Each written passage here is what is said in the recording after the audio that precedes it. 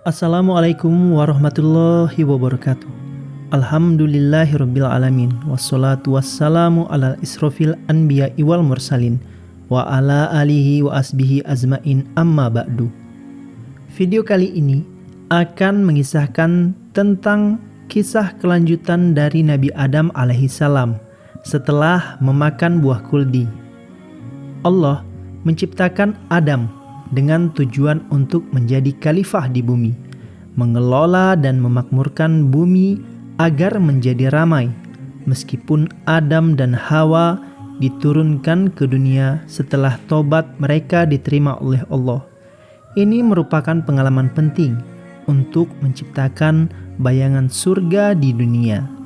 Permusuhan mereka dengan iblis juga menjadi pelajaran berharga untuk berhati-hati agar tidak terkena bujuk rayu iblis yang kedua kalinya.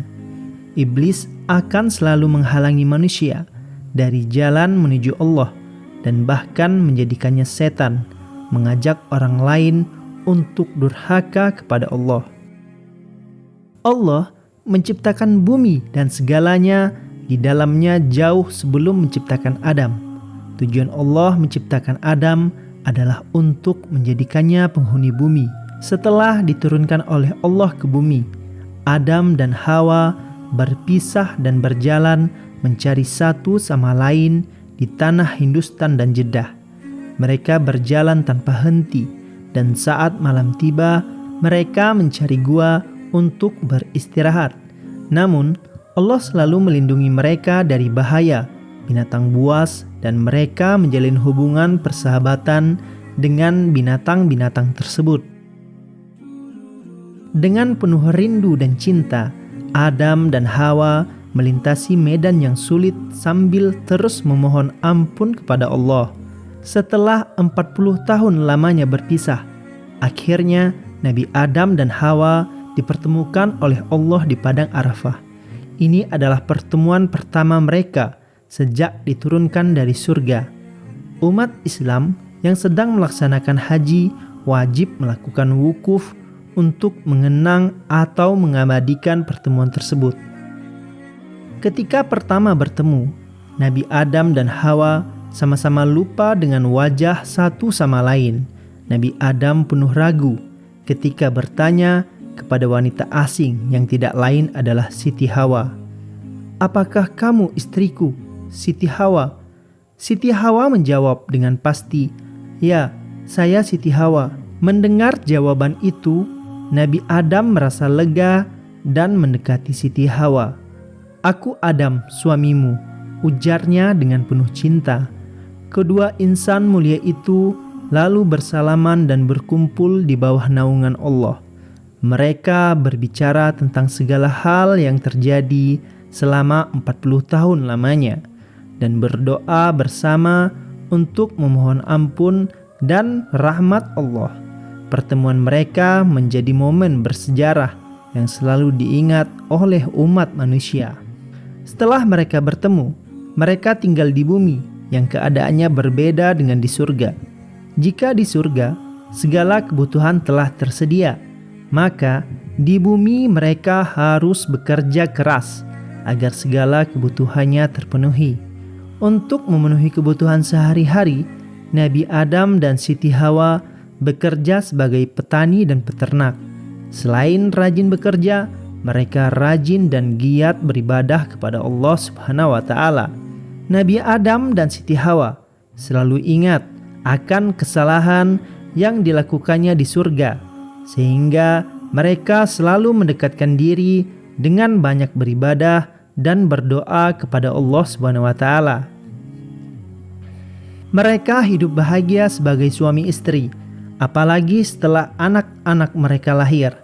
Tentu hal ini menambah kebahagiaan mereka berdua dan juga menambah keberagaman dunia.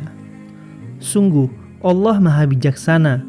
Di saat dunia masih sepi, hanya sepasang suami istri yang menjadi penghuninya, yaitu Adam dan Siti Hawa. Maka setiap kali Siti Hawa melahirkan anaknya, pasti lahir dalam keadaan kembar hingga kelahiran anak yang ke-20. Anak yang ke-21 tidak kembar, yaitu Syed. Dialah satu-satunya anak yang akan menjadi Nabi Allah kelak dan melanjutkan perjuangan Nabi Adam alaihissalam. Anak pertama yang lahir adalah Qabil dan Iklima. Beberapa tahun kemudian, Siti Hawa melahirkan anak keduanya yang bernama Habil dan Labuda. Nabi Adam dan Hawa tersebut membesarkan anak-anak mereka dengan kasih sayang dan menganggap anak sebagai amanah dari Allah yang harus dijaga dan dirawat dengan baik. Keturunan Nabi Adam memiliki kulit yang berbeda-beda. Ada yang putih, hitam, dan kuning langsat. Qabil dan saudara kembarnya Iklima memiliki wajah yang tampan, sementara Habil dan Labuda tidak terlalu tampan. Meskipun demikian, Nabi Adam sama-sama menyayangi dan mengasihi anak-anaknya tanpa membeda-bedakan. Nabi Adam mengajarkan anak-anaknya tentang bercocok tanam dan beternak. Qabil diajarkan bercocok tanam yang baik, sedangkan Habil diserahi tugas untuk mengembala kambing. Qabil memiliki watak yang keras dan mudah marah, sehingga menjadi petani merupakan pekerjaan yang tepat untuknya. Sedangkan Habil memiliki watak yang lemah lembut, sabar dan penyayang, sehingga menjadi pengembala kambing merupakan pekerjaan yang cocok untuknya.